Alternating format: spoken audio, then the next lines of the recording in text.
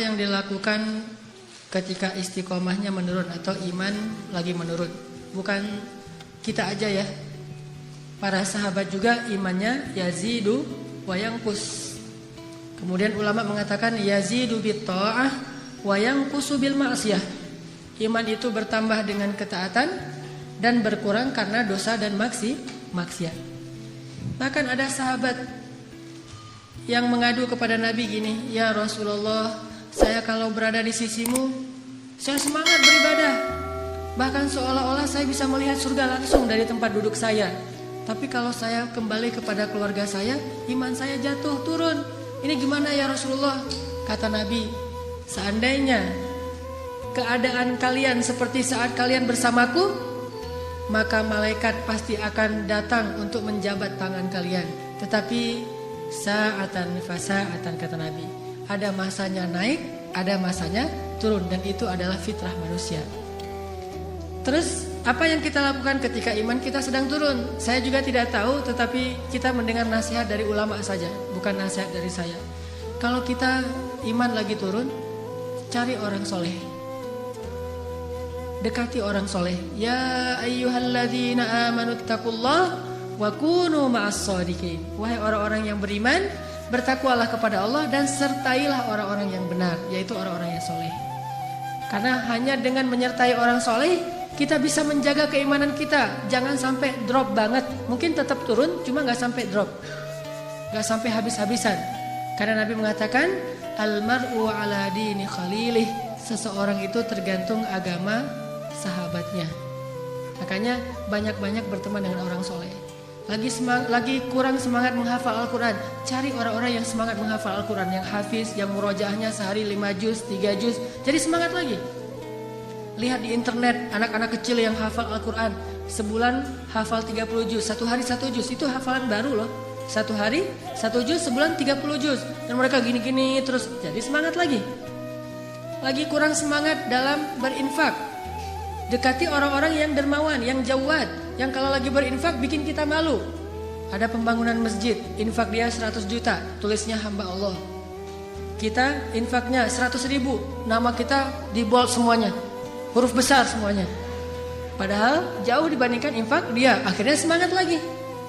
Apapun yang kita ngalamin kayaknya lagi kurang nih semangat dalam beramal solih, carilah orang yang baik dalam amal itu. Karena tidak ada yang sempurna, perfect dalam segala hal ya. Setidaknya, oh ini ustadz ini atau teman yang ini dia lebih dalam hafalan Al-Quran, yang ini lebih dalam sholat tahajud, yang ini lebih dalam akhlak, yang ini lebih dalam dakwah, yang ini lebih dalam hal ini, dalam hal itu, dan seterusnya.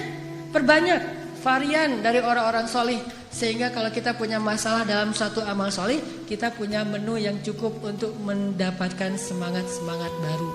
Jadi dicas tajdid iman kita salah satunya dengan menemui orang soleh. Gimana kalau misalnya ada pujian dari followers, atau dapat like, atau dapat komen, atau apapun bentuknya. Saya akui kadang itu membuat muncul rasa sombong di dalam hati. Dan itu fitrah manusia. Karena sombong, riya itu munculnya bukan kita rencanakan. Jadi gak ada sedikit sekali ya orang yang beramal dengan niat pengen riya. Ini saya pengen infak biar riya. Kan gak ada ya infak biar riya. Biasanya setelah infak baru riya. Jadi riya itu seringnya itu dalam bentuk spontanitas muncul di dalam hati kita. Itu kayak gitu.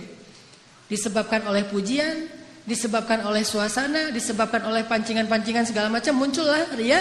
Dan itu spontan banget muncul. Sehingga kalau dia muncul segera istighfar. Dan jangan sampai gara-gara kita takut riya jadi tidak beramal. Jangan sampai kayak gitu. Karena biasanya awal-awal beramal itu emang suka riya, tapi lama-lama dia jadi kebal. Jadi mungkin ada istilah kematangan spiritual. Itu kita alamin kalau kita sudah rajin beramal. Kayak misalnya dulu awal-awal saya pulang ke Bandung, awal-awal saya pulang ke Indonesia, kalau saya ngimamin sholat di masjid itu gampang riya. Kenapa? Karena setiap kali saya ngimamin sholat di masjid, orang datang setelah sholat kemudian salaman dengan saya, terus dia bilang, "Ustadz, ini pertama kali saya sholatnya bisa nangis." Bahkan di Masjidil Haram aja saya nggak bisa nangis, tapi di belakang ngimamin Ustadz saya bisa nangis, khusyuk banget, bacaannya enak. Muncul, wah saya tuh. Muncul kan ya, rasa riak, sombong. Sehingga besok-besoknya kalau mau baca Quran, dibagus-bagusin lagi. Bahkan dalam hati kadang-kadang ada kalimat, nih ya dengerin, ini gini baca Quran yang benar tuh. Gitu. Itu awal-awal ketika kita beramal kayak gitu. Tapi bukan berarti daripada gitu saya baca yang biasa-biasa aja. Alhamdulillahirabbil alamin, arrahmanirrahim, maliki yaumiddin. Kenapa Ustaz? Takut riya. Ya, itu justru mungkin riya yang baru. Dia riya dengan sifat tawadu. Kan banyak kan orang yang riya dengan sifat tawadu. Dia rajin tahajud sekian 10 tahun tahajud gak pernah tinggal. Ada temannya baru hijrah bilang, gimana ya biar bisa tahajud, saya susah banget tahajud, alarm saya pasang semuanya ada 10-10-nya bunyi tapi saya gak dengar. Sekalipun saya belum bisa tahajud, paling banter saya bisa witir, itu juga rakaat terakhir udah mentok dengan azan subuh. Ini gimana ya caranya, tipsnya? Kata dia yang udah 10 tahun tahajud.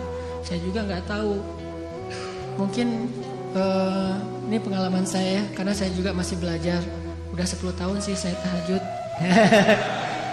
Dari pengalaman 10 tahun saya tahajud, mungkin memang harus banyak-banyak berdoa sebelum tidur. Kan bagus kan tipsnya ya? Harus wudu, kemudian jangan hanya mengandalkan alarm, tapi harus niatnya yang kuat. Itu yang membuat saya alhamdulillah 10 tahun gak pernah tinggal tahajud. Habis semuanya tuh. 10 tahun beramal, semalam pun tidak ada nilainya di mata Allah kan? Tapi jangan gara-gara takut riya, kamu belum bisa tahajud, saya mah takut tahajud. Kenapa? Daripada saya tahajud terus riya, mending kayak gini aja. Nah, ini juga salah. Kenapa nggak mau hafal Quran? Udahlah saya cukup dengan Al-Kafirun, An-Nasr, Al-Ikhlas, Al-Falaq, An-Nas. Kenapa? Daripada nanti saya capek-capek hafal Quran terus disebut hafiz jadi gugur semuanya, mending saya nggak usah disebut hafiz. Kenapa nggak pergi berangkat udah mampu, daripada nanti saya jadi riya gara-gara disebut Pak Haji, Bu Hajah, mending saya jadi orang biasa aja. Ini riya yang lain, riya dengan sifat tawadu. Saya gak bisa apa-apa, dalam hati saya orangnya tawadu ya. Itu namanya. Ada yang riya dengan istighfar. Istighfar dia pakai cetekan itu yang ada angkanya. Pas ngeliat orang lain angkanya baru 100, dia 7.000. Astagfirullahaladzim. Astagfirullah, jangan muji-muji saya, nanti saya riya. Astagfirullahnya, astagfirullah riya. Makanya ulama mengatakan ada orang yang butuh mengistighfari istighfar yang sebelumnya. Beristighfarlah atas istighfarmu. Astagfirullahaladzim. Tapi dia riya dengan istighfar yang fasih gitu. Ada orang yang membaca Al-Quran juga riya. Tapi jangan takut, karena Imam Syafi'i pernah bilang, ta'allamtul ilma li ghairillah, fa'abal ilmu ayyakuna illa lillah. Dulu aku belajar ilmu itu bukan karena Allah. Imam Syafi'i juga kayak gitu. Tapi setelah saya belajar, ilmu itu menuntun saya untuk karena Allah.